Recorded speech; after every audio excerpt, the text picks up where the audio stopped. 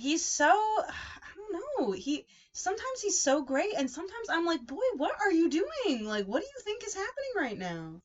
He's a new computer, so this one is definitely, it's definitely not the computer. My old computer, it was the computer. It was kind of dying. He was really struggling. He was doing his best.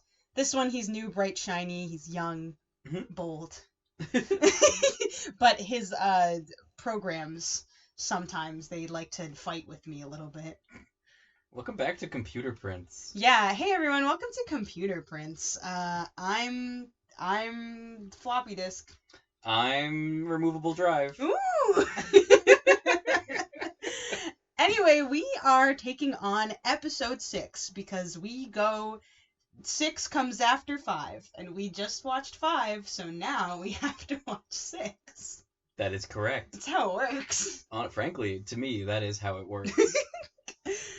So we ended on just like really, honestly, Jaren, you love this freeze frame. It's Un-chan in Han Seong's arms, and you absolutely love that because Han Seong is your favorite character. So why don't you tell me what you think is going to happen next? Well, I think in this episode of Bizarro World Coffee Prince, my personal hero and savior Han Seong is going to whisk away the helpless Un-chan, of course, to the big Cinderella ball where his evil, selfish girlfriend Yu-ju. That's right. Is damn her for being successful at what she does. I can't believe she likes her job. Yeah, and then the conniving Han Gil is gonna sweep in and steal Yu-ju. Yeah, dude, screw him too. Yeah, and then Un-chan is gonna comfort the grieving hero Han Seong. Which, God, how dare she? What a terrible person. And then she's just gonna have like 4 or 5 babies all at once. Oh my God. And they're gonna live happily ever after. I don't like that. I don't want to watch this episode. Yeah, can we not do Bizarro World Coffee Prince? Yeah, why don't you tell me what regular World Coffee Prince? What about good? Okay, so let's just rewind. So that jerk Hanzo has tool, our precious Un-chan in his arms. What happens next? I think she's gonna burn his palms like silver. Oh. Like he's too impure, and she's too pure. It's just gonna like suck all the black liquid moisture out of his body. Yeah, that makes sense. He's gonna revert to his Toad Prince form. Of course. And then he's gonna hop away. And seriously though. Okay. Yeah. Sometimes I get a little caught up in my fantasy world, but it's okay. We all like to dream. I think this episode is going to be because they put Un-chan in a wig specifically. Yes. She's going to see Han Gil at this ball. You know. And he's gonna be like, "Who is this interesting woman?" And then it's gonna start this whole like subplot of Han Gil likes this girl who isn't Yu-ju but doesn't know that it's Un-chan. And Han Seong is gonna be there like giggling the whole time because he knows everything. Because he's the worst. I see. And that's what I think the trajectory is gonna be. All right. That sounds a lot more fun than Bizarro Coffee Prince, but I don't think quite as fun as our regularly scheduled Coffee Prince. So you know what? Let's go watch it and see which path is true. Can't wait to see how right I am about everything. You're doing a great job. Yeah, I'm like 6 for 6, probably. Yep, honestly, you've gotten everything extremely correct. On the nose. Mm-hmm. That Here was we a lie, go, everyone.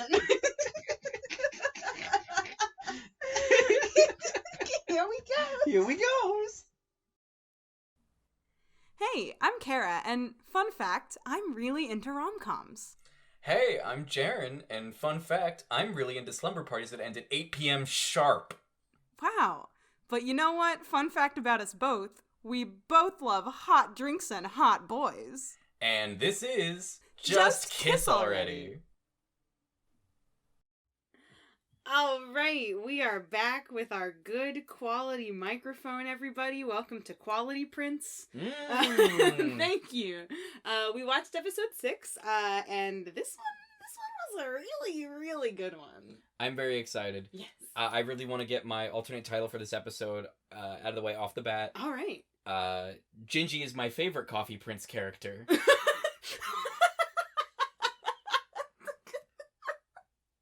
We will elaborate at a later time. Oh my God. But for now... I remember even seeing that part and being like, Jaren's gonna love this.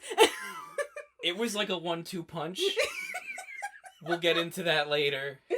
Oh my God. But just so I can survive the next 10 minutes before we get to that. Yes. Just gotta get that off my chest. So anyway, I literally wrote my first note just goes, and we're back, because we come back to our Un-chan has fallen into Han Seong's arms. Yeah. And she's all dolled up for the art exhibit adventure date, maybe. She gives the best reaction ever, which is just like, hey, I'm gonna put the peace sign up until you relinquish me, sir. It's very, it's very Un-chan. It's really great. So... We cut to them at, like, the art exhibit. Yes, it's time to actually go to this art exhibit.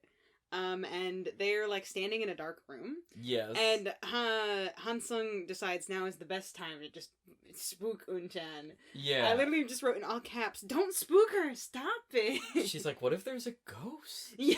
And he's like, so he spooks her. So they're looking at this really cool, like, art setup that is so this is all Han Yuju's stuff. So, like, they're looking at this really, really cool, one of her pieces that's, like, it lights up from the dark. It's, like, it takes inspiration from, like, the Mother of Pearl and stuff, and it's really cool and pretty. And Un-chan expresses that it makes her feel like the ocean. In my translation, she said something really beautiful. Yeah? She says, I opened my eyes while I was drowning at the beach once. Oh, yeah, I got that too. That's so good. Yeah. Like, I wish she could have articulated it to Yuju, because... Yeah, I know. Oh, man. She asks, do you know the artist well? And he goes, I think so. Oh my god, yeah. And I just wrote, you bitch. It's literally, he's like, please come to this art exhibit with me. Does not tell her for a goddamn second that it is his girlfriend.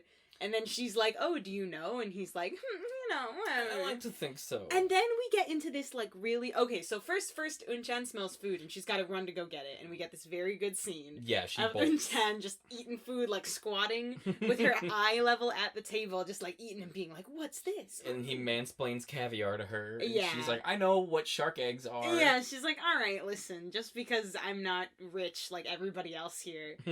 It's very, very that. But then we get this, like, really awful sequence of Un-chan being, like, in the middle of Han Seong and Yuju's beef. Like, literally they walk up and she's like, who's your girlfriend? And he's like, This like, is my little friend. And Un-chan is freaking out because she recognizes Yuju, Yes. obviously. She's like, oh my god, this is somebody, this is your fucking girlfriend, A. Yes. B, this is somebody who I am pretending to be a boy. I'm supposed to be pretending to be a boy to this person. Yes. So, oh my god. And also they're just casually being like, Han Seong's girlfriend. Yeah. Un-chan, she's so cute. Oh my god. Freaking, really Yuju's like, awful. oh wow, you have so much audacity, Han Seong, to bring your girlfriend to your girlfriend's art exhibit. And they're just, like, kind of laughing about it, and poor Un-chan is just having, like, a breakdown.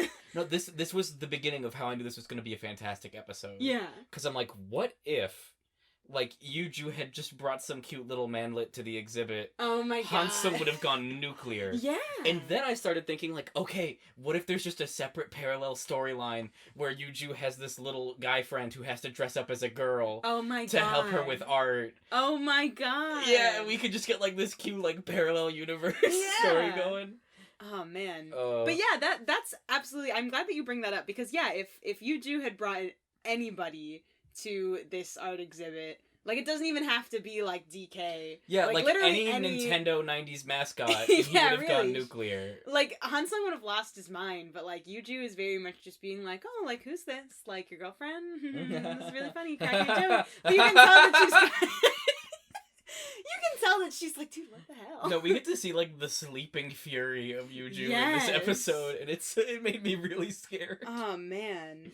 Ooh. And Han Seong, everything is kind of just, like, going right over his head. He's like, oh, yeah, she's great. Such a She's dork. cute. He really is. I mean, it's enough to be heinous and irresponsible with your emotions and relationships, but god damn if he doesn't look like a dork while he's doing it. Oh my god. So Un-chan is not having a good time. She runs off to the bathroom. She says what might be my favorite line in the entire episode. She looks down at her titties and she's like, well, what's going on? Like, what did we do to you? One day flat plains, one day Everest. And it's very good. It's very true. I wrote it down and was like, this is like... really speaks to middle school Kara. Oh. This is, like, also while she's just taking, like, a very thorough sink shower. Yeah, oh my god, yeah. She's like, nervous, basting she's sweating, herself. she's getting that water to cool herself down, really just going everywhere. God. Since she comes back out, she's kind of like cleansed her mind a little literally as well as metaphorically. Ooh. And then she's like, you know, she's coming out, she's seeing what's happening, and guess who walks in? Hangyo. It's Hangyo. It's Hangyo. So Hangyo walks in, and Unchan sees him, and it's like, oh shit! She hides in the most conspicuous way I've ever seen. Yeah. Like the Pink Panther, Bugs Bunny, like they were masters of disguise compared to her like ducking and running behind these panels, oh my god, closing doors so she can like hide behind them and look out. I really, really liked the run that she does across to get from one wall to another to hide behind. It's Oh, yeah. very good, especially because she's wearing heels for the first time. Yeah, and I wrote the sound design for these heels. It's like a small cannon going off every time she takes a step. Yeah. So she's just trying to like solid snake her way through this art exhibit. Oh She my overhears God. somebody saying like, "Oh yeah, Yuju's back from New York." And she has this moment where she's like, "Ah, shit, Like- Yuju is Miss B." Yeah, she makes the connection. Yeah, that's true. When she first sees Yuju, she's freaking out because she's afraid that Yuju will recognize her. Mhm. But then when she's in the bathroom and she overhears the classic, this group of girls that just seems to follow Yuju around and gossip about everything she does. Yes. She hears them talking about her and she makes the connection. And now it's like, she thought she was in some beef before, and now she's really in some beef. She sees Hangyo like staring longingly at Yuju and his cousin. Oh, yeah. And she literally thinks to herself, like, in narration, like, "Oh, you're terrible." Yeah, she literally is like, this guy is pathetic.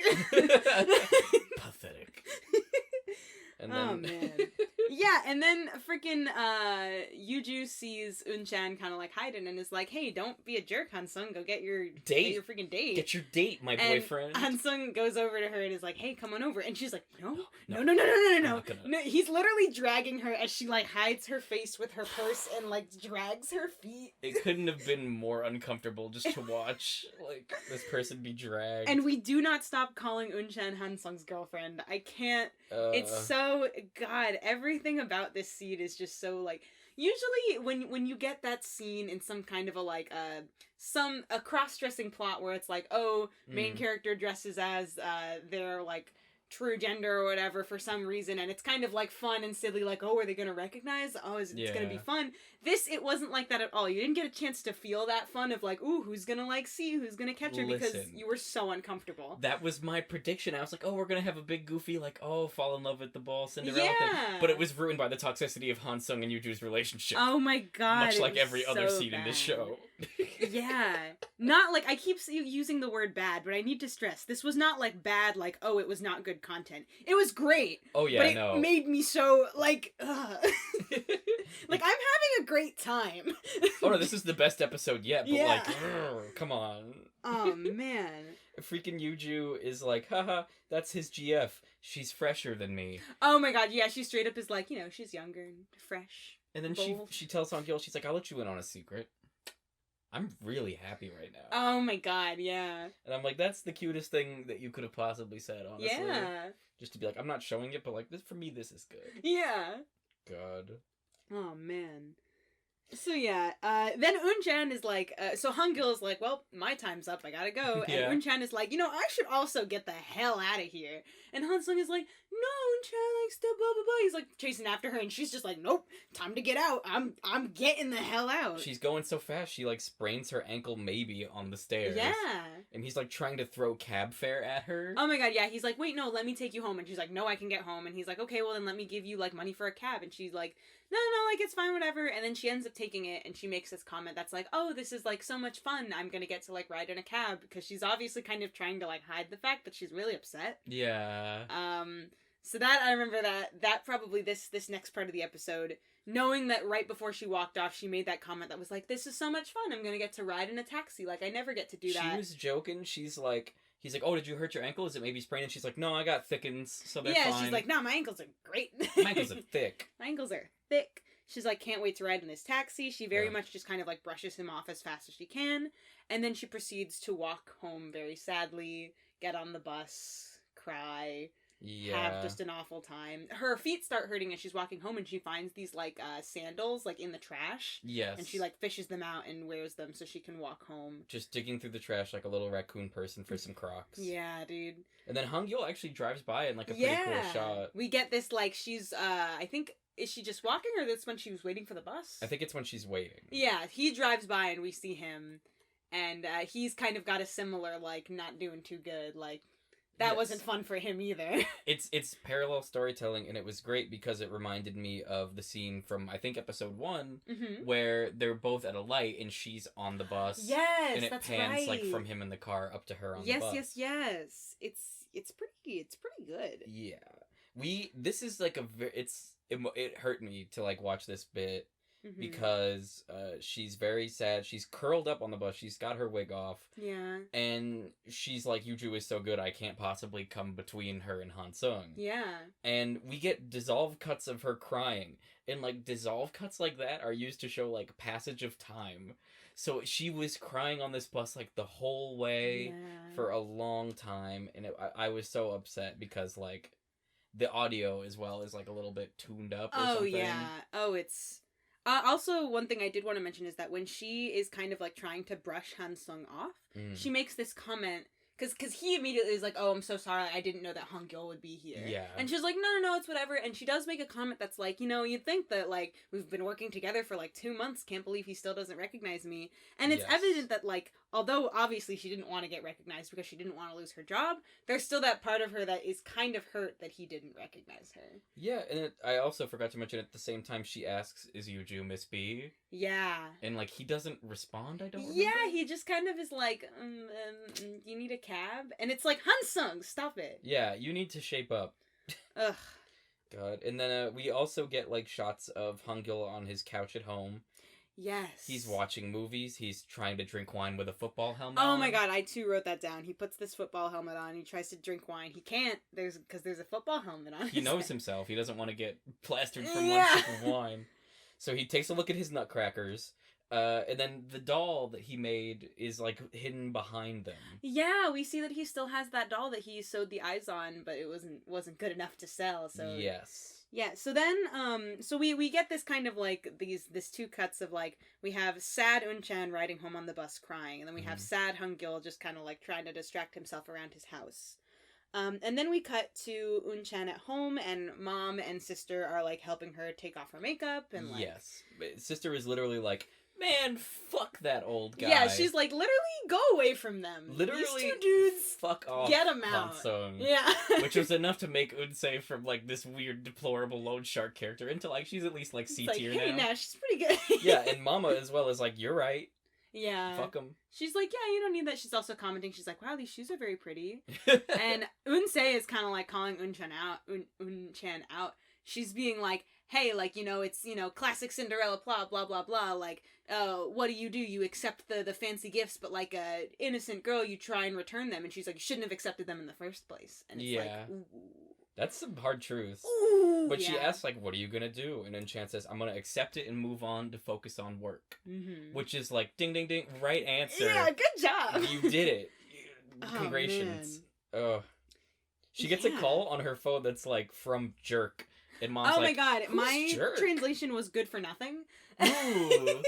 You good for nothing. Yeah, he's like, who's good for nothing? And then we find out that it's Hangul. Yeah, and this was so legitimately heartwarming for me. Yes. Just to be like, it's late at night, they both had a rough day, and he calls her over. And she's like, man, I don't understand why you needed me here to order pizza for you. Yeah, she's like, why did you call me? Why didn't you just order the pizza? Why'd you call me to get You're the so pizza? lazy, you good for nothing jerk. Yeah, and he's like, oh, you know, whatever. And then she folds half a pizza accordion style. Oh my, she literally takes 4 slices of pizza, she folds them on top of each other, and she eats them as though they are one slice of pizza. Which, iconic. Unchan is like the pizza eating champion, and we didn't know. She's just a champion. Yeah, honestly, Unchan is just kind of a champ.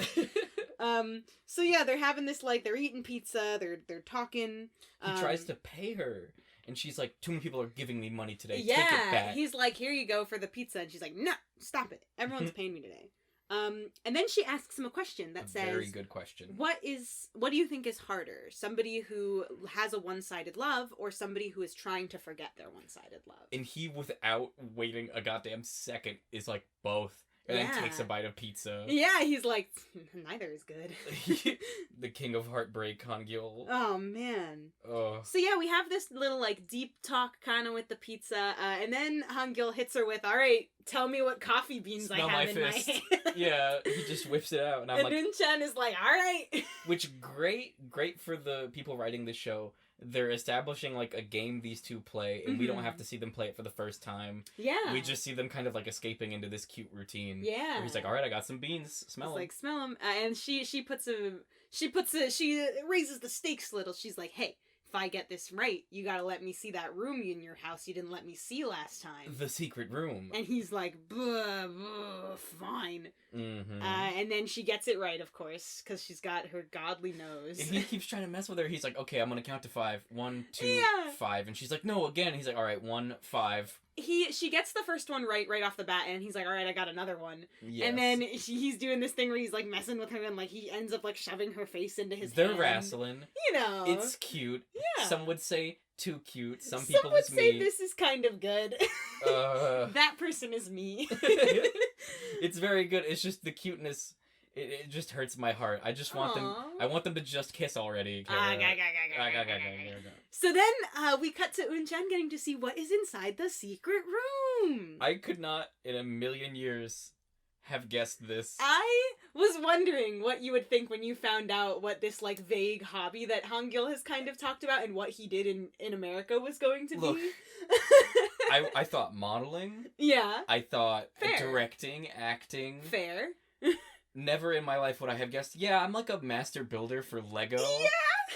And he just has a bitchin' Lego room. Oh my god, yeah, he, like, collects them, and he, like, when, I'm pretty sure the whole thing is, like, when he was in US, he, like, worked with Lego, and he would, like, test out their products and stuff. He would probably one of those guys that makes the awesome displays. Yeah. Which is, like, that is the most incredible, coolest, creative, and, like, this whole sequence is fantastic, because he's opening up to her. He's literally, like, opening the door on this, like, childish thing. Yeah! And they begin to play together. And it was also brilliantly foreshadowed last episode. God, it was so good. Because he just had Robo-Ko and Shan in his pocket. He was like, here you go. And we were like, what? Don't leave home without it. He's always got the bricks on him.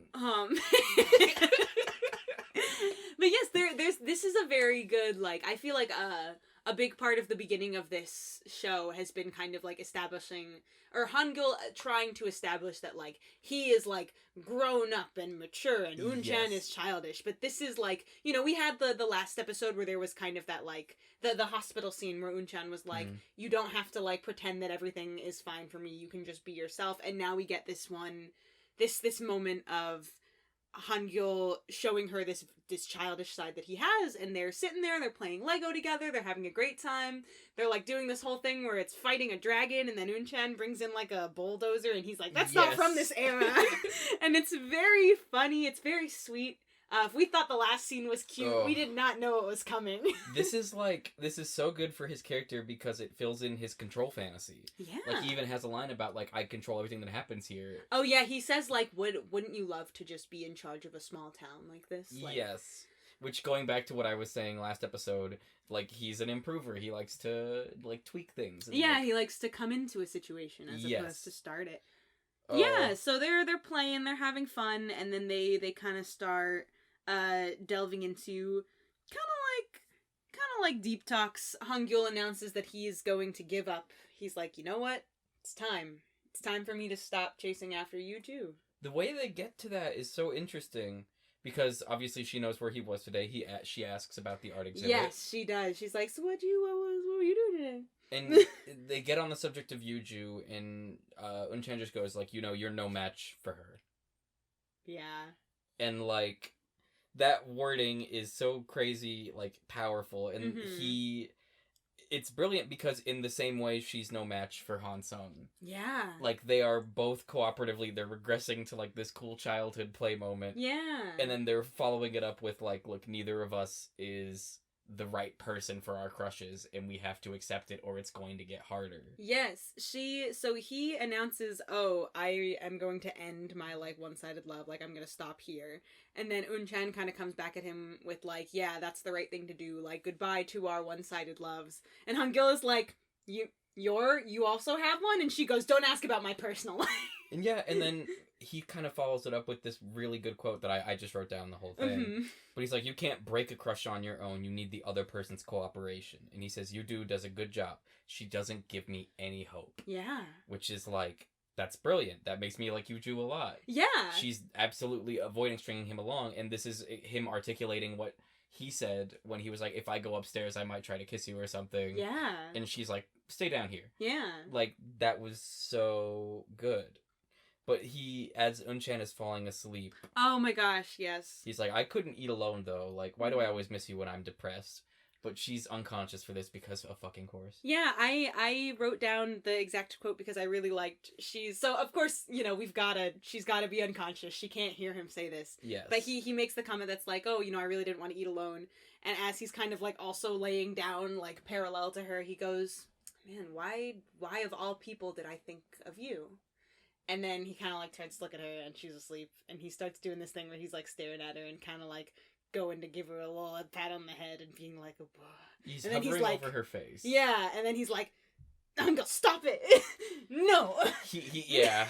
And it's very similar to the scene from last episode where she finds him sleeping. Yes. And she's kind of like face hovering as well. Mm-hmm. But his response to it is to go like, whoa, why is it so hot in here? Yeah. And then he kicks her awake and he's like, go back to your house, I'm done. Oh, man. So then, yeah, he wakes her up, he's like, get out.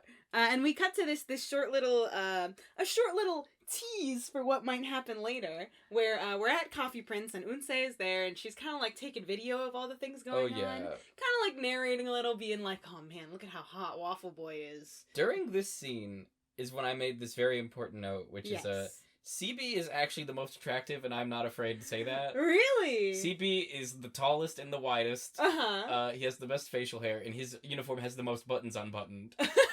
He's got it. So by all measurements, alright, CB is like the top. Yeah. And I hate that he gets put to the bottom most times. Yeah, I think also some of that is because of the perspective that we're looking at it through, which is Unsei's, and she's very much like, oh yeah, she's a material girl. Waffle Boy at the top. Mm-hmm. Hangul also very high up there.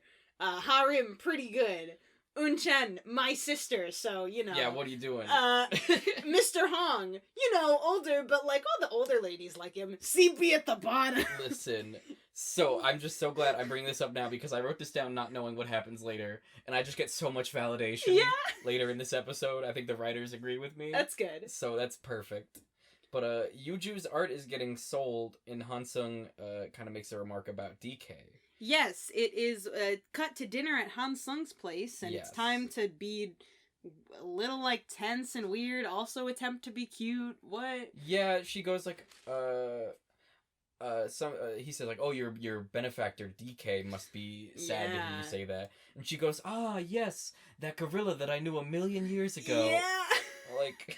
It's like, what is going on? It's an excellent spin. It's just taking his nonsense and being like, look at how stupid you are. Yeah. Like, I really love the deflection. Oh, man. And then she kind of fires back being like, so your girlfriend... Yeah, she's like, anyway, while we're talking about, DK, how about this girl you brought to my art exhibit, P.S.? And then Han Seong is just kind of like, oh yeah, what'd you think of her? Like, has no idea what's going on. Very dismissive about it. Oh my god. And then he's like, oh, I'm using the gloves she got me. Oh my god, yeah. He doesn't mention that they were a gift from her, I don't think, but I'm watching it and I'm being like, ugh. He says they were a gift, but he doesn't say they were specifically from her, but I'm pretty sure Yuju kind of puts the puzzle pieces together. She's like, I don't know what the fuck is going on.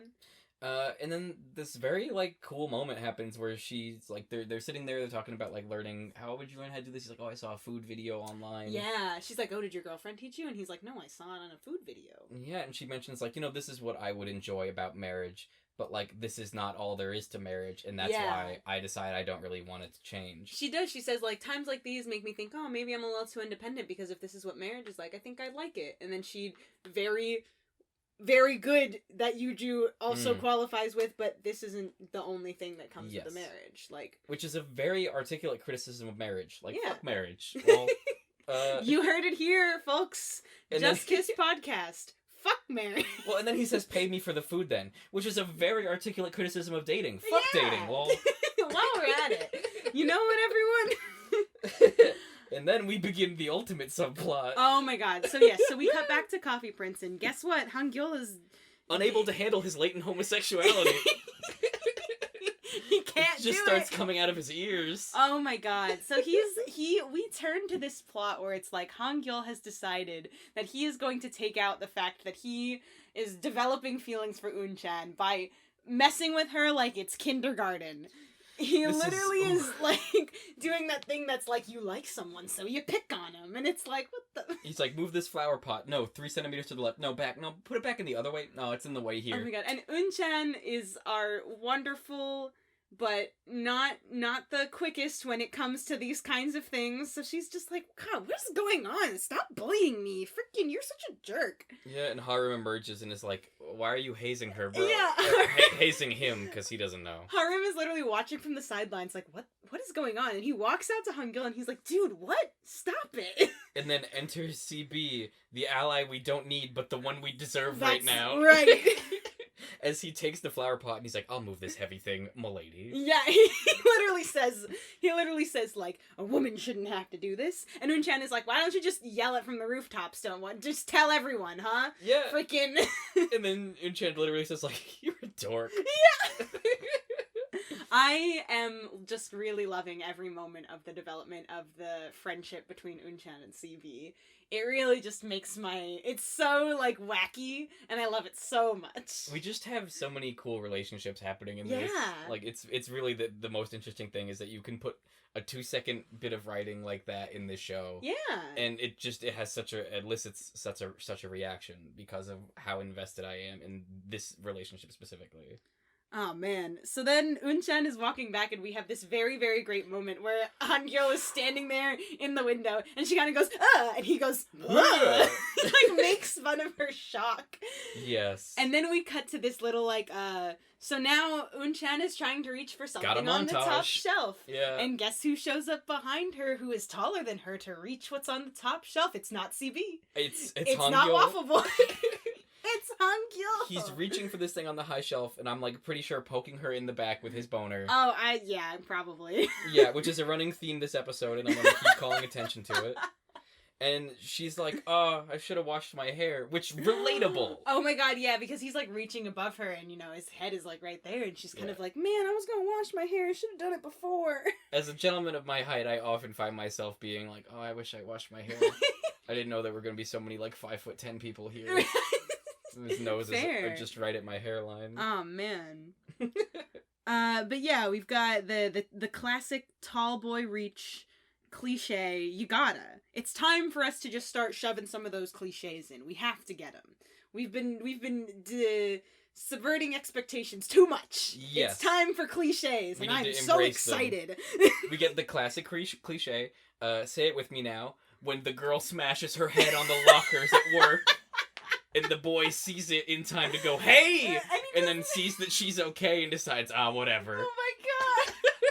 I love that one of the clips in this montage is literally just Unchan smacking her head and Hangul going, and not helping. Yeah. Like, generally there would be like a swiping with the hand, but nope, he just sees her from afar and is like, Yeah. And then we get this cool, like, cut to Mr. Hong on the roof, and he's, like, observing from afar. Mm-hmm. They're playing the coffee bean game, and he's eating his ice pop on the roof, and he drops it and, like, brushes off the dirt and continues eating it. Not tasty. Ugh, yeah. And then we get a really, like, harsh cut.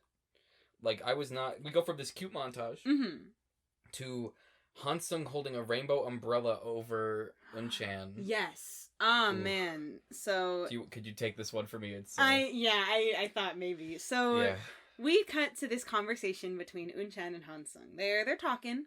First, we start off with our classic, like, Unchan is like, I miss Sweeper, because we have to use Sweeper to talk about each other. As a surrogate for our relationship, Yeah, yes. Which, fair, because I too miss Sweeper, and I want Sweeper.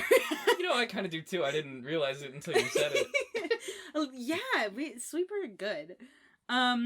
So yeah, we kind of like get into this weird, like it's raining and they're sitting under the same umbrella and she's like, oh, I miss like Sweeper. And not Han-gil, this is Han Seong. Yeah, the bad one. That of the two Hans. So Han Seong makes this comment that's like, oh, I've been coming out in the mornings, I've been trying to see you, but I haven't seen you. What's going on? And Eun-chan is like, oh, my, since I'm working now, I have to leave earlier to deliver milk, so I'm not at the same time. And Han Seong is like, oh, I was wondering if maybe, like, you were avoiding me. And Eun-chan kind of goes, well, yeah, anyway, I'm probably gonna quit that milk delivery job soon. And he's like, what? Why? And she's like, I've got, like, another job, and it's just kind of like, I don't really need to, like, do it. And it's really, like, we can kind of see that this Han Seong has he knows kind of, like, he's got the sense that, oh, maybe she's avoiding me, but he has no idea the, like, sadness that Eun-chan has kind of, like, gone through in this span of time from this absolute dumpster fire art exhibit. The art was great, good job, Yuju, but the situation and the tension that was happening at that scene, not fun. Yeah. So, yeah, they're kind of getting into this, like, easing into this talk of feelings until we finally just go straight for it. Eun-chan straight up is just kind of like, hey, I, like, really liked you. And, kind of sucks. Mm-hmm. And she cries. Big fat tears. Yeah. And Han Seong is kind of being like, I don't even know what he's being like. He's, like, not being like, I mean, I'm glad that he didn't take the route of, like, oh, like, sorry I can't like you or whatever. Like, he didn't take that route, which I was like, good, don't do that. Like, that's weird. There's several bad things about this that we need to talk about. Yeah. The first being, before she even confesses, she's like, well, I could still call you and meet up with you. Oh, Can't yes. I? Yes, that's right, because she's like, oh, I'm gonna miss Sweeper, and he's like, what about me? And she's like, well, I can still, call you whenever, right? And this goes back to, like, what Han-gil was saying about Yuju giving cooperation and breaking the crush. Yes. Yuju does not give Han-gil hope. Yeah. And I'm like, is this Han Seong, like, giving hope? And that was the first, like, fuck a red flag. This is a black flag. Like, it's just raising up.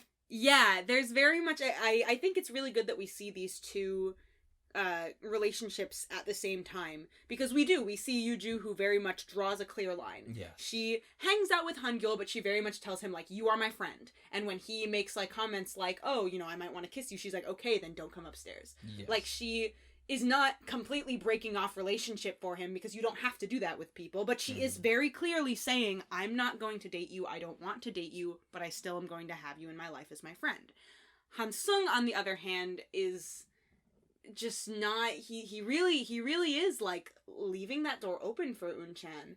Look, and, at like, best, this character is a dumb shit. Yeah. Like, we could be like, oh, maybe he just, like, doesn't even realize, doesn't even think about it, but it's just kind of like, it hurts because now since we know Eun-chan, and we know her for her very much, like, she's proven to be a character that she doesn't always, like, make the connection on, like, when things are happening, if somebody is flirting, if someone is doing something, she's very new to, like, love and dating and stuff. That's not something that she has a lot of experience with. So this is a very real, like, kind of, like, first love for her. Yes. And as opposed to it being treated responsibly, like we see Yuju, it's very much being kind of like, he's leaving this door open and giving her all this hope only to, like, slam it on her in the worst way, which is just kind of like, here's my girlfriend's cool art exhibit, and, like, it very much hurts. It's advanced. Yeah. And the other terrible thing is that Eun-chan kind of articulates, like, I can't compete with you two. Yeah. She's giving up because of perceived inferiority. Yeah. And at no point does Han Seong, who should be at the very least her friend, say, like, don't compare yourself to my girlfriend. Like, yeah. It's completely different. She's older. Like, yeah. you are valid and you have other cool interests. Mm-hmm. And it just, the scene, horrible scene, which I don't like. Yeah, it's not... It just hurts. Ends with her clearing her throat, wiping her face, and just holding it together. Yeah. And it's very much, she straight up, I'm pretty sure, I didn't write down what she says, but I feel like she was going like, alright, I'm fine now. Yeah, I'm gonna stop, it's over. Ugh. And it's just kind of like, Jesus! It's the worst. That shit hurted. And then we cut back to Han Gyul, like, just like a fucking, like, that was an interruption to our cute fun time Yeah, montage. we had to just kind of slip that in really quick so we could all cry. And anyway. Han Gyul is like, oh, hey, Mr. Hong, where is Unchan? Uh-huh. And Hong is like, bruh, if you like him, just say so. Yeah, Mr. Hong is just like, listen, you got a crush? Tell him. Do it, please. I'm trying to work. Yeah. And Han Gyul is like, dude, what? Dude, Oh, what? man. Oh, stop it. Oh, man. Oh, man. So, yeah. So then we cut to Unse and Mom are leaving for the day. Unse is on her way to school, and she's kind of like, hey, Mom, why are you looking so cute today? And Mom is like, oh, I'm meeting a friend. And she's like, all right. And Mom is just kind of like, go to school. Tell me when you're done with your, like, lessons and call me, come home. Yeah. And Unse is like, okay. Runs off. She gets a call from, and on her phone I think it's labeled stalker. Yes. Which, uncomfortable. Yeah, you know. Also, I don't think that my translation was the same, but okay, you saying that was kind of like, you know, I wouldn't say. Yeah. Even more unjust because it's CB. Mm-hmm. So, while Mr. Hong is, like, getting a call about Waffle Boy, Mr. Hong is like, yeah, we have many men here. What? Waffles? Prince? Waffle Sungi. Hello? Yeah. So it's like, Mr. Hong is having this, like, conversation of, CB is, like, crouched underneath the counter talking to Unse, being like, you're gonna come here, right, after school? I can go get you from school, like, you're gonna come, though, right? Yeah. And, like, then he literally peeks up and he's like, excuse me, Mr. Hong, can you be quiet? I'm trying to talk to Unse. I'm on the phone and with Mr. my Hong angel. is like, what? He's like, God, these damn kids. And then we cut to, like, Mama is on a theater date with Mr. Koo, Yes. who is fresh as fuck. Like, he's got this shirt, it's like a button-up, and it's just got all these cool, it's like clean lines, it's got comic panels on it. Yeah. And he's got, like, this turtle shell green bow tie. Uh-huh. And they're walking up, and he's like, Mama's like, get that freaking bow tie off, what are you doing? He's like, no, you see, this symbolizes the butterfly that you put in my heart. Oh my god. And I'm like, you nerd, but at the same time, he's fly. Dude, he's trying his best to woo her with poetry, with his clothing. He's really going all out. Yes. So then, we cut to Unse, who is surrounded by girls from her school, and they're all being like, oh, when is he gonna show up? Like, when you blah, blah, blah. We've been waiting for an hour. Yeah, and Unse is like, he'll be here, don't worry. And then they all run off, and she's kind of like, blah, whatever.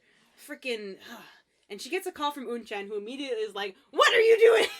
Yeah, and then we hard cut, to a laptop playing the trailer for Coffee Prince. Oh my god, okay, so hold on. I got really, really, really excited because I forgot this happens, and I even had to Google and make sure that make sure exactly what was happening was what was happening. Uh-huh. So, this video that is like, it's basically this like video that it's, how did Unse even get these videos? She wasn't on the trip with them. She was looking at the camera at the end of last episode. That's right! Ooh. But, so she has kind of like edited together this video of all of the boys, giving her like, her critiques on like how hot they are. Her hot takes. But this video opens and it says, so like, the time is over for the F4, and the F4 is a reference to the first manga that I ever read, really like the start of my shoujo journey, No. Hana Yori Dango. Ah! Yes! And I had to look it up too, because I've told you about Boys Over Flowers, the You very have. popular Korean drama that is an adaptation of this story. Coffee Prince came out before Boys Over Flowers. So this is a direct reference to that manga. And I got so excited, because I know I've like told you time and time before, like, Hanayori Dengo is like it's very like classic shoujo manga. Like there are a lot of references made to it in other like shoujos and things, just because it very much is like big bucks in the like rom-com shoujo world. So to see that like actually happening, I got so excited. That story holds a very like special place in my heart. I got real excited to be like, here it is! Like, I've been telling you about the fact that, like, this is a big thing, but yeah, the F4 is the name of the, like, my translation gave, like, a little explanation behind it being, like, the boys that are, like, as pretty as flowers or whatever the hell. Aww. Yeah, but that's a direct reference to the, like, the basically the 4 main shiny rich boys of that story. Yeah, that's, like, the thing. That was, like... So yeah, I remember I even looked it up. I was like, oh, I wonder if this is like a Boys Over Flowers like reference, because that's also a very, very big like Korean drama. But Coffee Prince did come out before the Korean adaptation Boys Over Flowers came out. So this is directly to HYD, directly to my big heart childhood. I, like, remember reading this manga, like, on my freaking iPod Touch and, like, looking at my reflection in the mirror being like, oh my god, in middle school, like, oh man, this is good for me. Alright. What a release. I literally wrote down, like, the time of F4 has passed. Oh my god, HYD reference. And then right after that, Coffee Prince came before Boys Over Flowers. This is a direct HYD reference. It's so good. I'm so excited. It's really great because, I mean, now we know that Unsei and you have similar tastes. Yeah, right? Man, so yes, so we cut to this video that is the boys of Coffee Prince, and they get little, like, comments from Unsei about, like, how hot they are. Oh, yeah. Except for CB. And also Unchan kind of gets this, like, you call those muscles? You freaking... You shrimp boy. Which, you know, it's I like guess. a video of CB, like, literally farting in the lake, and it plays, like, twice. And it has, like, little, like, sound effect, like, Yes. captions. And the result that came from this is the aforementioned justice for CB. Yeah. Because we cut to the store, and there are just girls just thronging around him. Oh, yeah, they have swamped him. He's, like, They lifting love them on him. his arms. There's one wrapped around his neck. Yeah. It's the most rightful... Because listen, if you're looking for a muscle boy, CB is a muscle boy. That means the writers have validated me personally in my hot take from earlier. Listen, it's a very fair hot take. Don't give me that look. And? I'm not saying and or but, because I Oh. know that some people have different tastes when it comes to what they want their hot boy to be. Yeah. For me! Some people want the bish. Some people want big bara titties. Yeah. It's all there.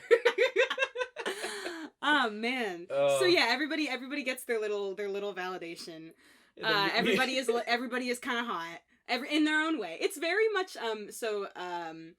our friend group talks about this a lot because we have quite a couple of people in our friend group that have seen Ouran High School Host Club. Which you haven't seen it, right? No, I've seen the Stray episode or two. Okay. That's right. You talked about, like, one episode that you've seen specifically. Mhm. Maybe we'll visit that one soon because that's also a very exciting I'll one. watch anything with Dio in it. It's true. I know. It just JoJo keeps coming up every time. I'm like, You thought it was your dad, but it was Dio. what is Dio doing in my rom-com? He's cross-dressing. Yeah, he is. But it's very, very, like, it's this common trope in it's a big thing in shoujo, this kind of, like, oh, all of the different boys to suit your taste. And, like, Ouran High School Host Club is a very good, like, representation of that, I think. Because literally the whole thing is kind of like a comment on that, because they have the host club, and they're like, look at us, we've got the prince boy, we've got the cute small boy, we've got the tall silent boy, we've got the glasses boy. It's, like, Yeah, they're very products. that. Yeah, exactly. Which is literally what, anyway... We're on. This is Coffee Prince, not not Hanagori Dango, not Ouran High School Host Club, not JoJo's Bizarre Adventure.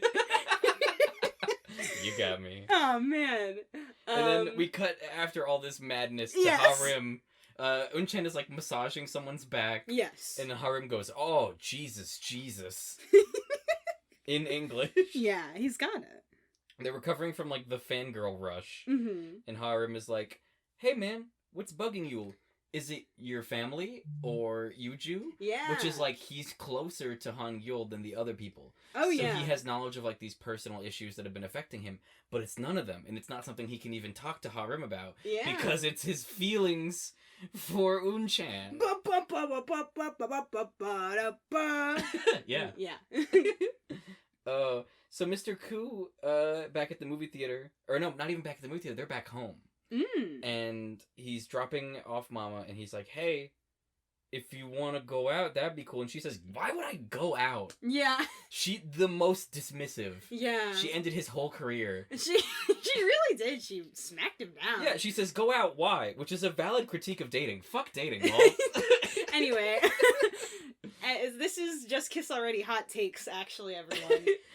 He starts him with his poetry, and I finally noticed that he really stutters often around her. Yes. Which, I mean, I don't know his intentions at all. They're hard to gauge. Yeah. Because he has such limited screen time and we don't get any backstory. Yeah.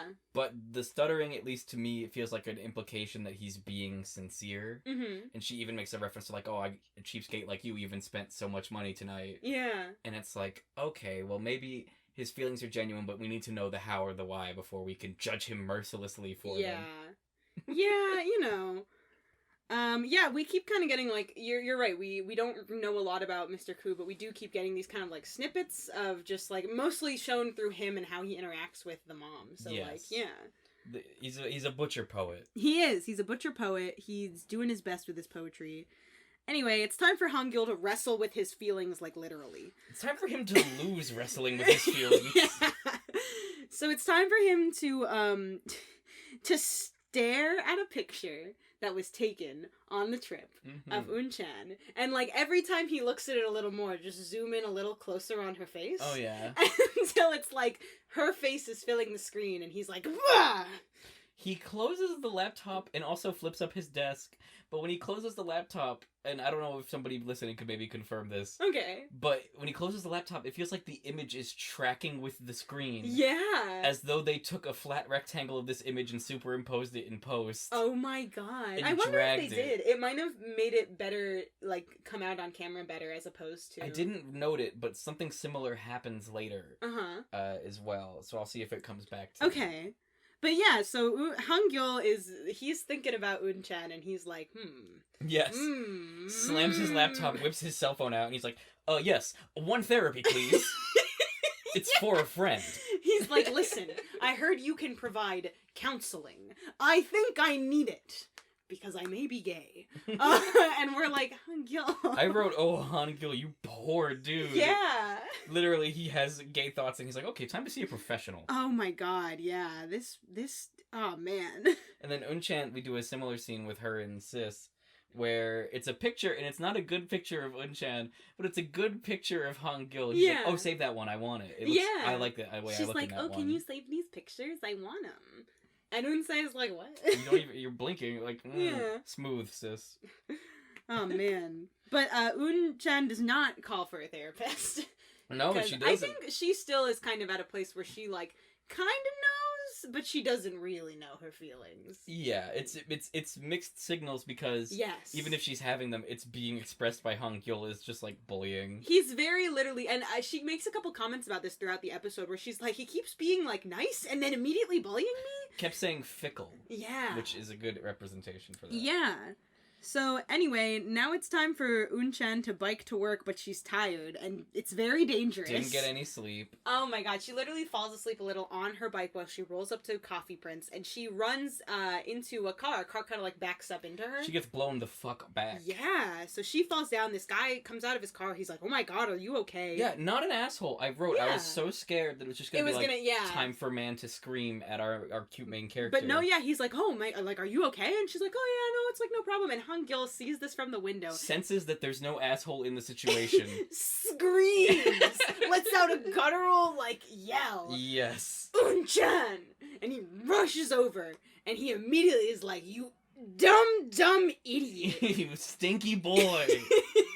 Don't you know how to drive? He's like, what are you doing? Go eat a coffee, stinky boy. Yeah. And then he, like, goes to the owner of the car, and he's like, I'm so sorry that my employee is Doesn't know an how to idiot. drive. Yeah. They blurred out the logo on her helmet. Yeah. You know. It's so cute. We can't just take it off. I was like, oh no, her helmet's all foggy. And then she, like, lifts up the visor, and it's just still there. Oh. He, like, smacks her helmet and everything. Yeah, he, and like, she's smacks like, the visor what down. the hell? She's like, what is going... I remember thinking, like, oh, when he sees her and he yells, he's gonna come out and he's gonna do the song and dance of, like, oh, well, watch where you're going, but he's also gonna be like, we gotta go to the hospital, and it was gonna be that. No, not at all. It's weird because this bullying almost takes the form of mothering. Yeah. Which is interesting to watch, I'll say. But Un-chan, she has this thought that's like, business is doing well. Why is he being such a dink? Yeah. He's freaking dink Hangul. He's freaking dink. So then we cut to Han Seong. This part almost gave me a stroke. Oh no! Because he's got literally has both Un-chan and Yoo-ju on the line. So yes, so he is talking to Yoo-ju, and then he gets a call from Un-chan, and he picks it up, and he's like, hey. And he tells Yuju, he's like, oh, I've got someone else on the line. I'll go back to you. So then he talks to Unchan, and Unchan is basically, like, talking about her day. She's being like, oh, man, freaking Hangul wild, and freaking blah, blah, blah. Your cousin stinks. Yeah, your cousin stinks. How are y'all even related? Whatever. And they have this whole conversation, and then, like, it ends with, she's like, oh, I gotta go, Hangul yelling for me. Yeah. And we literally hear Hangul, like, across the room be like, Unchan, and she's like, gotta bounce. Hangs up, and Han Seong kind of, like, laughs. He's like, that was a good, fun conversation. Goes back to Yuju and is like, hey, sorry you were waiting so long. I'll come pick you up. Oh, you already got a taxi. Oh, why didn't you wait? Because she's a strong, independent woman. Yeah, literally, he leaves her, and that's the thing, is while we're having this conversation between Han Seong and Unchan, it keeps cutting to Yuju being on hold, and just being like, why am I waiting? Like, I'll just get a freaking taxi. It's so freaking good, because this is just a metaphor for the whole situation. Yeah. Literally, both of them on the line, and just the little preference that he's giving to Unchan results in Yuju going like, I don't have time for this fucking dalliance. Yeah, literally. And she leaves. She's like, I don't have to stand around and wait. I can get in a taxi myself. Like, right. So, you know how we were talking about how Mr. Koo doesn't really get the 2 seconds of character development we need? Oh, man. Time to cut to 2 seconds of character development for Seung-gi. It is time. Enter the Waffle Boy subplot. We only get 2 seconds of it, but he's talking to a lady. And he's like, you sure you haven't seen her? And she's like, it's been a while. I don't know where she is. And she makes this comment that's like, wow, all the way from Japan. And he's like, ugh. And he like does like an angsty pose. And then we cut away and that's all we get. Oh, yeah. We literally get just a little teaser, a little snippet, a little, not enough to even know remotely what's happening, but enough to know that there is a subplot here. And then we cut away. Oh, yeah. That's all you need. Yeah. I'm interested. Oh, man. Then we cut back to Shaehong, where the mosquitoes are tormenting Harim. He angrily starts, like, Snapchatting the place like he's about to call the CDC. Yeah, it's time to check in at the cool roommate sitch we've got over at Mr. Hong's. Yeah. It's not good for Harim specifically. He's like, oh, Mr. Hong turned the light on. So he, like, kicks his little foot while he's asleep, which is attached to a yarn that controls the light switch. Yeah. And he's like, oh, man, Seung-gi, how are you dealing with this? And Sugi is, like, asleep, got the mask on, surrounded by newspapers, got, like, a little... He's, like, built a shrine of citronella candles and fucking newspaper to keep these mosquitoes away. He's literally fine. Literally just... And Harim is like, he literally says, I lose. Oh, man. So now... We cut to a location we haven't seen before, which is my favorite so far, probably in the show. It's like this balcony. I don't know if it's at Coffee Prince, but they're both in uniform, so I'm assuming. Yeah, it's at Coffee Prince. And it's CB and Unchan, and they're just like on this cool balcony eating. Yeah, it's time for us to Unchan CB time. We love it. Mm-hmm. It's our favorite time, really. Well, honestly, this one's a little sad. Yeah, that's he's true. Like, hi. Why don't you hook me up with your sister? Yeah, he's like, hey, I thought you were gonna, like, slip me, like, Unsei's, like, number, and, like, I already have it, but, like, weren't you gonna, like, hook us up? And Unchan is like, oh, don't worry, like, I'll tell Eventually. you what, I'll make sure that she calls you.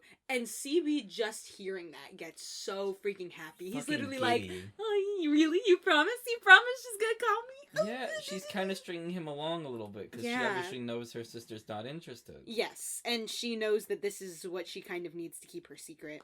Ugh. And she makes this comment, too, that's like, man, like, you're naive, or, like, you're gonna get hurt one day, kind of. Because literally all she says is, like, yeah, I'll tell her to call you. And he's like, oh, really? You promise? Oh, right. This is gonna be so great. My angel's gonna call me. And he's so freaking happy. And she's like... And he's like, by the way, Boss Man has been, like, eyeing you all the time. Oh my god, yeah. I literally wrote down, oh, CB note! And then just a dash that, no, he doesn't. Yeah, no. He literally is like, I've seen, Boss has been staring at you. And Unchan is like, what? He's staring at me? And he's like, yeah. I think he's trying to make sure that you keep working. And Unchan is like, blah, of course. Yeah. So it's dense crew hours. It's time for the two characters who don't know ever what's going on. They get so close yet so far. And then Harim shows up, poor boy, so sad and tired, afraid he's gonna die of disease from his living situation. He's like, my life is hard. And he's like, CB is like, here, eat. He takes some of this and he like feeds a little roll in his mouth. Yeah, he's like, please eat. And then cut to, speaking of 2 seconds of character development, Oh my god, yeah.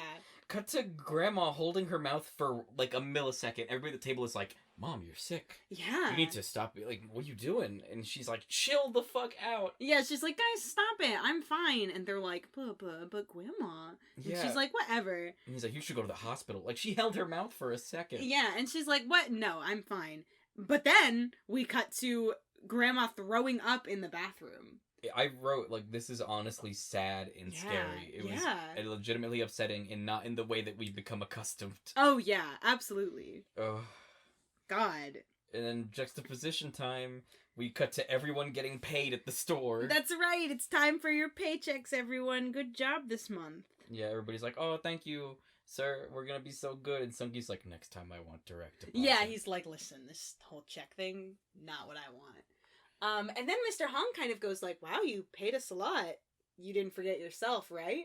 And Hong Gil makes this comment that's like, oh, don't worry, like, I remembered myself. You just got more than me. And kind of, like, walks off. Ooh. Yeah. In mine, he said, don't worry, my share isn't bigger than yours. Yeah. So from his perspective, he's, like, assuaging Hong, being like, I'm not hoarding for myself. Mm-hmm. But Hong knows what's up, and he's Yeah. like, oh, you underpaid yourself. Yeah.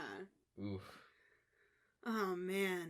So then we cut to Hong Gil back at it, flirting. Yeah, doesn't know how to walk downstairs. You know, he literally sees Un-chan coming up and is like, this is gonna be so funny. He plans it out in his mind. He's like, alright, I'm gonna go and I'm gonna do that thing where I, like, dodge back and forth and, like, she can't walk by me and it's gonna be, like, cute or whatever. And Un-chan is like, fucking move. Harim comments on, he's like, I'm uncomfortable with this. Yeah, he's like, hey, guys? This violates, like, harassment laws, I think? Yeah! God. So then Un-chan's got a hose, and she's watering the things, and she's being like, dude, what is Hong Gil's deal? And she drinks some water.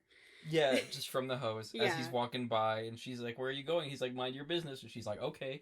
Yeah, she's literally like, where are you going? And he's like, you don't need to know. And she's like, all I did was ask where you're going. What the hell? Then we get the most important part of the series so far. Oh my god. So, we return to the movie theater. Yes, we're back. Han Gyul is standing there. Yes. In the background. Yes, he is. Large cutout. Bum bum. For Shrek the Third. Yeah.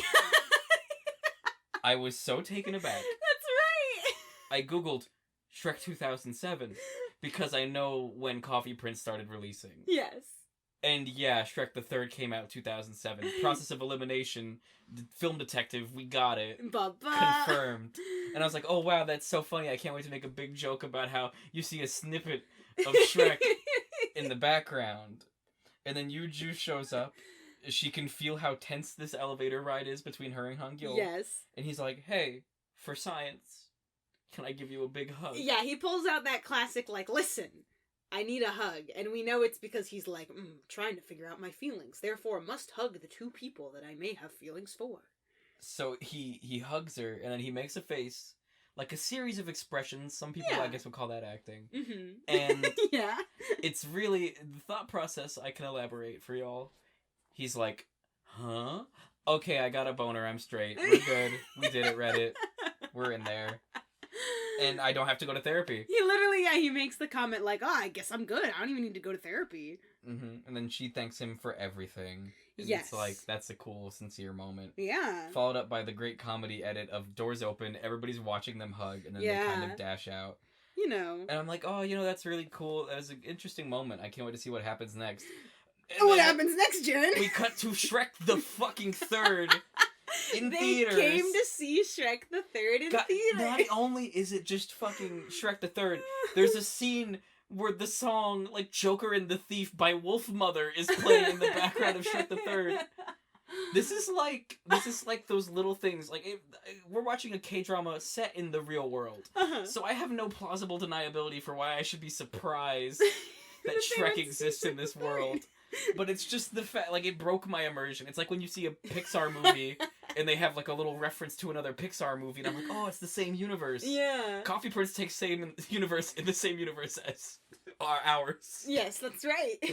Han Seong is real, Jaren. And that's why Gingy is my favorite That's right. That's Coffee Prince character.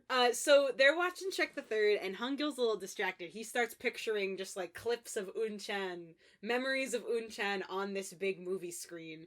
And like the soundtrack music comes in, you know, we get the little like da, da, da, da, da, da, and we're like, oh, okay. And yeah, so he's thinking about it. He's being like, oh, and he's kind of like smiling a And little. laughing. And like Yuju kind of looks at him like, this fucker's really enjoying Shrek. Like, she's even like, she knew they came there ironically. She's like, look at this child playing like, with his damn. Lego, laughing at Shrek, farting in the bathtub, like. Oh man. Yeah, and then we cut to Unchan, speaking of children. Yes, that's right. Just bounding around on a playground with Sweeper. That's right. She's just like, hey, Sweeper, me and you. And we're like, oh, great. And then Han Seong comes in. Yeah, and like, I guess he's there damn too. it. Oh. We can never have a good moment of Unchan and Sweeper. Ever. Ruined. Ugh. The dog, I realized this dog actor actually takes commands in Korean. Yeah. Like, it seems common sense, but I didn't notice it until they were like, roll over. Yeah, and he you does know. it. And I'm like, oh, the dog speaks Korean. So- Growing up, I knew a Sometimes- dog that spoke Italian. Yeah. Well, they didn't speak it. They could understand it. Sometimes when you speak a language and you have a pet, you tend to speak that same language that you speak to your pet. Listen, I admitted that it was probably common sense.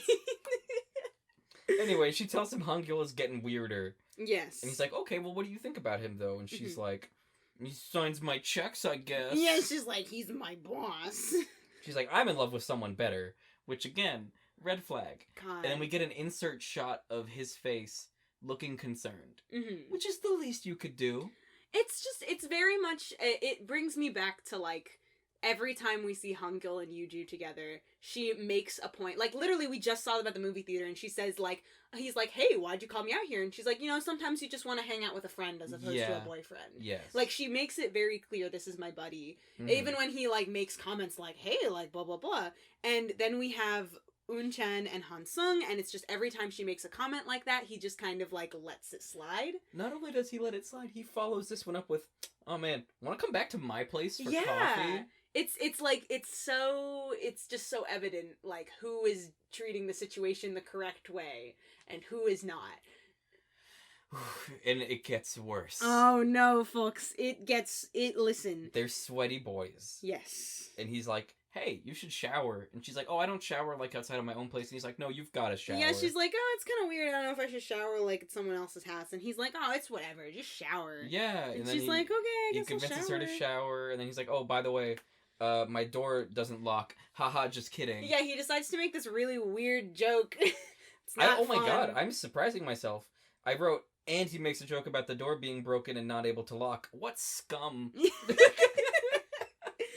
Oh man. Yeah, I literally just wrote down Han Seong, stop being weird. Like, stop it. Yuju arrives, of course, Oh, to yeah. find him humping the horse statue. Of course.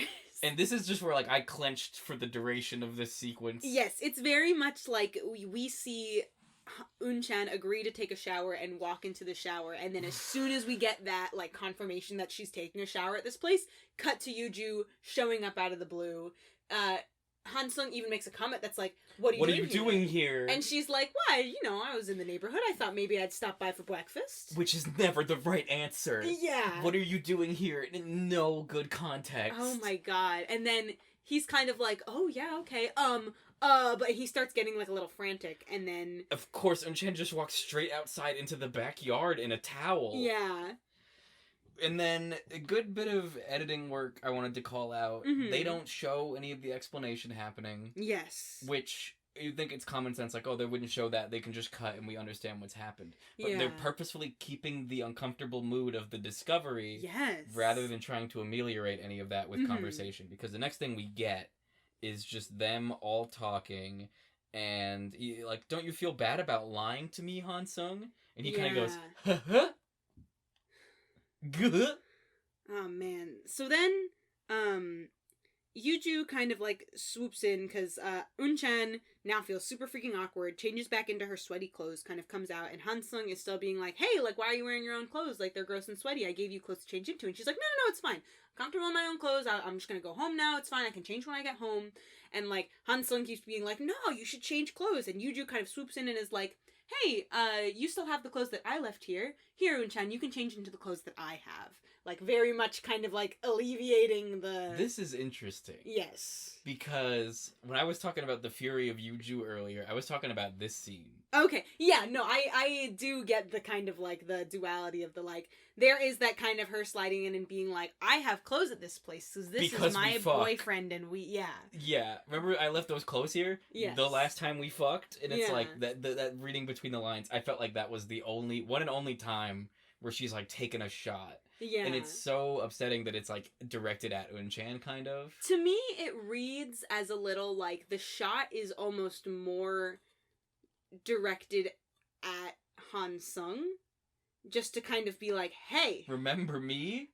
Because I'm pretty sure Yuju kind of, knowing Unchan, kind of gets that she probably won't be like, oh, shit. Like, she's just kind of like, oh, hey, thank you, because she really didn't want to... She wanted out. She wanted out. She did not want to have to put on Han Seong's clothes when his girlfriend is standing right there in front of her. So, while Yuju does kind of, like, nudge that in, she also very much kind of, like, saves the day for Unchan. It's like, you can change into clothes that are not his. And that's how the grown woman handles situations. That's right! She makes sure the more innocent party is protected. Yeah! And directs wrath towards the irresponsible boyfriend. So then we kind of have this, like, Unchan changes, and then she's, like, sitting down with Yuju, and they're, like, talking. Because also, while this is not only, like, this really awkward situation where it's, like, she walked in and Unchan, like, showering at Han Seong's place, this also means that Yuju has now discovered that Unchan is actually a girl. Unchan is the same person that was brought to the art exhibit. Mm-hmm. So they have this little talk, because Unchan, bless her heart, is like... I know why you're mad. It's because I lied to you about being a boy. And Yuju is like, yeah. Yeah. Sure. She's like, wow, you fooled me, lol. Yeah, she's like, you really got me. So Yuju has a lot of questions. Yes. But she doesn't ask any questions. Nope. I was very ready to write down, like, what her questions were.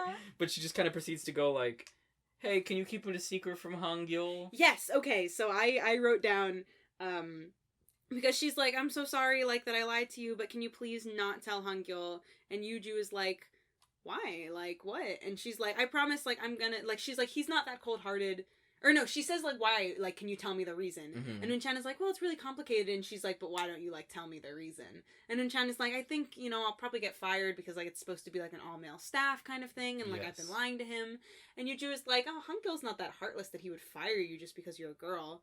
And Unchan is like, I know, whatever, but, like, I'll tell him myself just later. Later, TM. Famous last words of any setup where one character is lying to another. That, I'm going to be the one to tell them, but not right now. It always just puts that tension on your shoulders of, like, oh no. Everyone is finding out. Yeah. Oh no. She asks, like, hey, Yuju, can I call you Yuju? Oh, yeah, so the that's right, I forget that your translation doesn't always give you that. So she asks if she can call her Oni, which is like, as opposed to what a younger girl would address an older girl, as opposed to what she's been calling her this whole time, which is Nuna, which is what younger boys address older girls. That's cool. There's like the like honorifics also have like gender like specifics in Korean, so like she's basically been, like, there's a time earlier where she's talking to CB, and CB refers to her as Nuna, and she's like, stop it, don't say that, call me, like, Hyung, because that's the word for, like, male to older male. Cool. Yeah. So she basically is like, and Yuju kind of comes back and like, yeah, it would be better that you call me that than Nuna, because it's weird, and, like, they kind of reach this, like, mutual, it's the same as, like, how Unsei calls, Unchan Oppa. It's like, that's the referring to an older male for a younger female. Yeah. So, like, they have this little moment where she's basically being like, you know, hey, can we, like, be, like, friend? And, like, Yuju is a good person and is like, yeah. I keep writing down, like, Yuju, like, good older sister, like, character to Unchan. Just very, very much, like, always making sure that even though all of this stuff is happening that involves Unchan, she understands that it's not Unchan's fault, and she does her best to make her feel comfortable, even though Han Seong is being, like, a big shit. Big shit. Yeah. Unchan walks out in the cool clothes. Yes. And she's like, oh, I'll return them. And Yuju's like, nah, keep them. Yeah. Which is cool moves. Yeah. And then she gets, like, a concerned face because Han Seong is like, oh, hold on. I'll take our cool, fun hula hoops from earlier off your bike, and I'll lift it up, and I'll turn it around, yeah, and I'll he's walk like, you to hold the on, gate. let me help you out. And she's like, no, it's fine. And he's like, no. And he, like, grabs her bike, and she's like, oh, okay. Okay. They walk to the gate, and he's kind of like, don't worry, I don't think she'll tell Han Yeah. Gil. She's cool. Yeah. And, like, she's like, oh, yeah, I think Miss B's really cool. You're a lucky man. Yeah.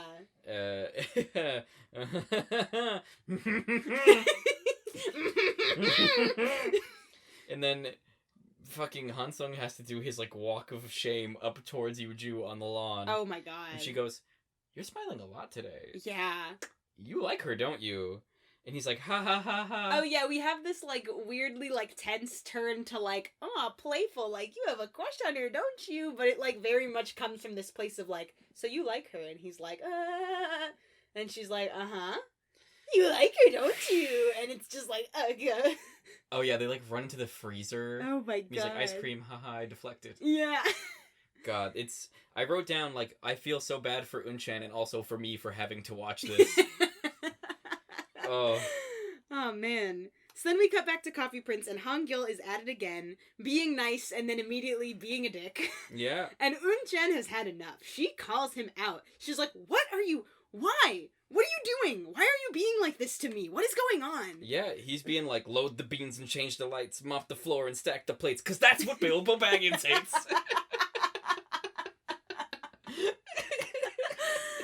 Oh my god, yeah, he's like, freaking do the thing I tell you. He's like yelling at her, do all these things, and then he notices like the little scrape on her arm, and he's like, go get some ointment. Yes. And he's like just straight up mothering her.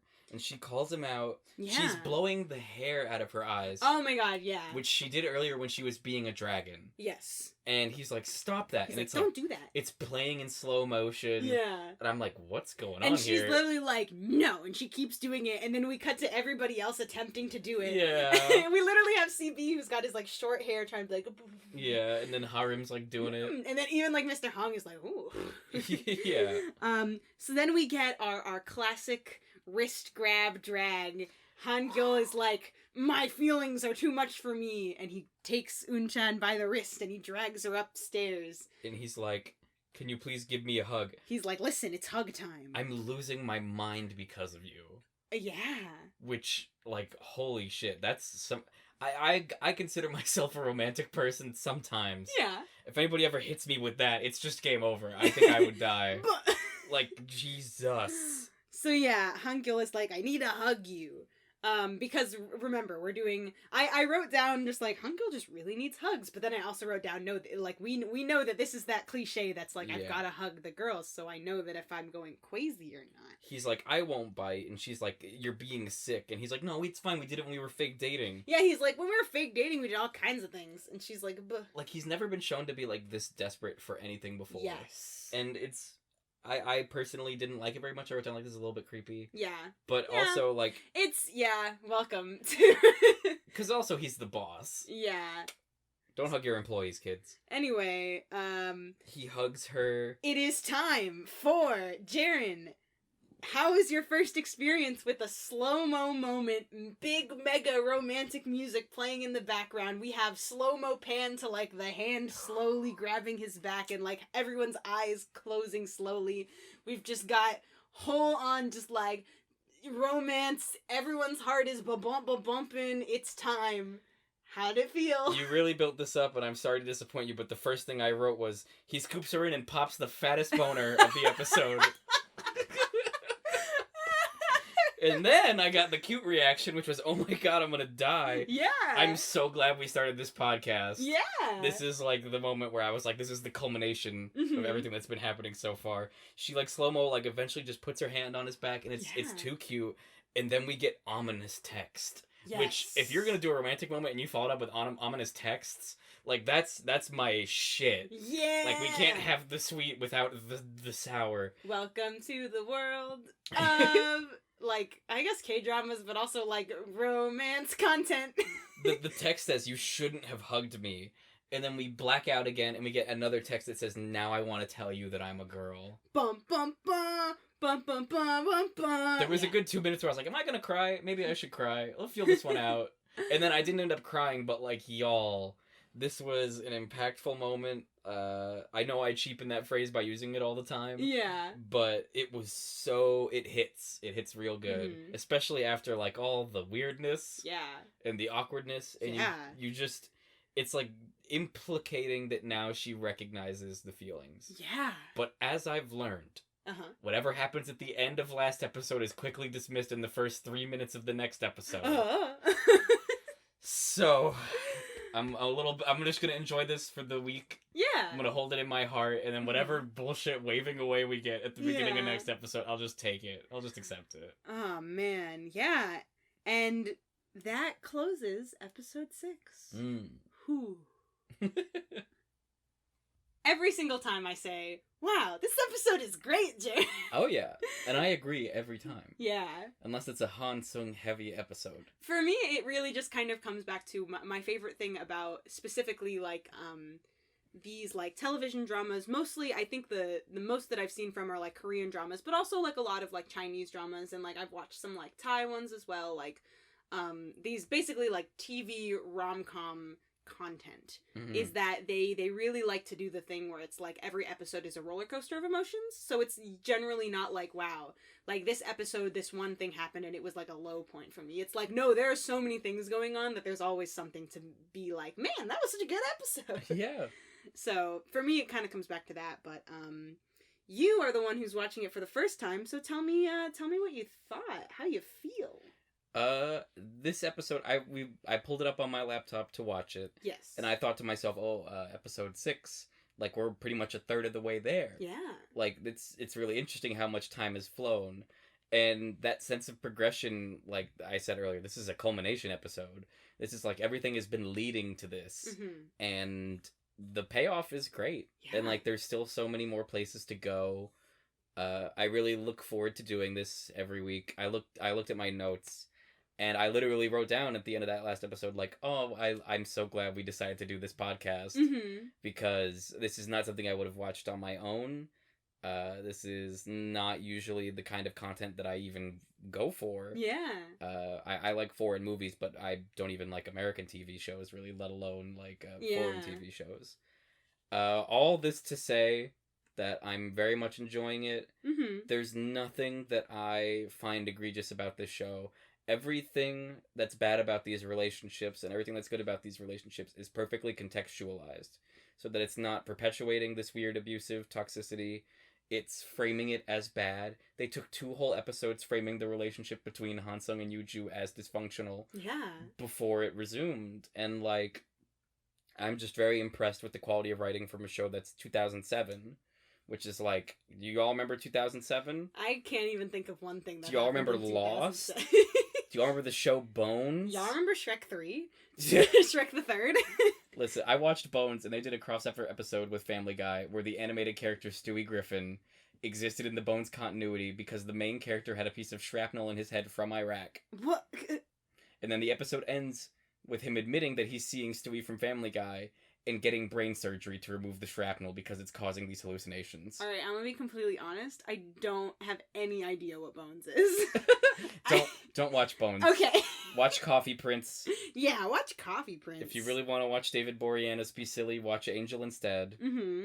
For all you Buffy fans out there. But, again, I've digressed. Yeah. This is a great show. I love watching it with my friend very much.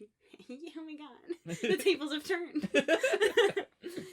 Yeah, I think for me, a lot of this is very, it's like, it's nostalgic, and also it's like not, because it's not like this is a genre that I used to watch when I was younger and I no longer watch anymore. Like, I still do watch a lot of, like, rom-com content. I still watch a lot of Korean dramas, but, like, this one is one that I have, the first time I watched it, I was in, like, middle school, maybe, like, freshman year of high school, and, like, the last time I rewatched it, I was definitely still in high school. So, like, I haven't seen it in a while. So it's very nostalgic in that sense. But also, anytime that you are into some kind of thing for a long period of time like that, and you haven't, like, you know, you haven't really taken a break from it, you've just kind of, like, been there, present in that kind of content, you get to kind of see, like, oh, you know, like, I look online to, like, see, like, what other people are thinking about certain things that they're watching, and, like, their reactions to the newer dramas and stuff like that. And it's always kind of interesting to see the views that people who are just now getting into this kind of content, and, like, the things that they know to be the, like, big ones to watch are no longer things like Coffee Prince sometimes. They're, like, the newer dramas that have come out. So I kind of get, like, that feeling of thinking about, like, wow, like, man, you know, times have changed, but not necessarily just, like, it is very different experience to watching a drama that, say, came out, like, this year. Like, I have watched a lot of current things in the same genre of, like, Korean, like, rom-com dramas that are very different now. Not completely, like, you know, we still got our golden cliches, our lovely freaking, the things that we know are going to happen and we're going to love them. We're all going to love the 360 pan of the romance moment with the big music booming in the background.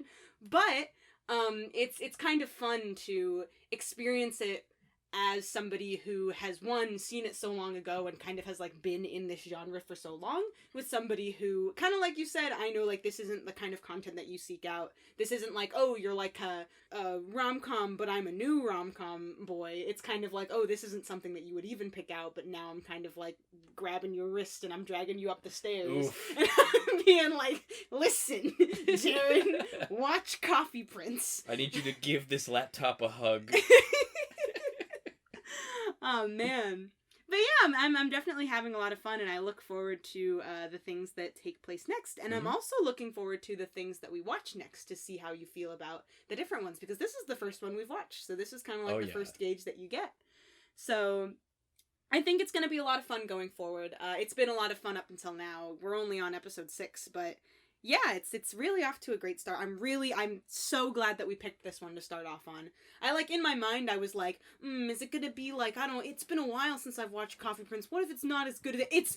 It's even better than I remember. It's fantastic. I love this show so freaking. I say it's been a while since I last watched it, but, like, I have rewatched this show, like, this I think is my 5th time rewatching it. Like, I remember I watched it for the first time and I was like, that was great, and then maybe, like, a couple months later I was like, time to watch it again, and then, like, a year later I was like, time to watch it again, and then a year later I thought of this one scene that you're going to see later, and I was like, that scene was so funny, time to watch Coffee Prince again. And now I'm here watching it one more time, big number 5. I'm a big rewatcher. When I like something, I like to revisit it time and time again. I'm not I watch it once and then it's done. Oh man. So yes, I'm very glad that you're having a good time. I'm glad that I'm having a good time. I hope everyone listening is having a good time. And with that, end of episode 6. That was loud. I'm so sorry, everyone. No, they're good. We'll see you next time for episode Shreven. Y'all ready for Shrek the 7th? Coffee Shrek. Bye bye, everyone. Thank you for listening. See you next time.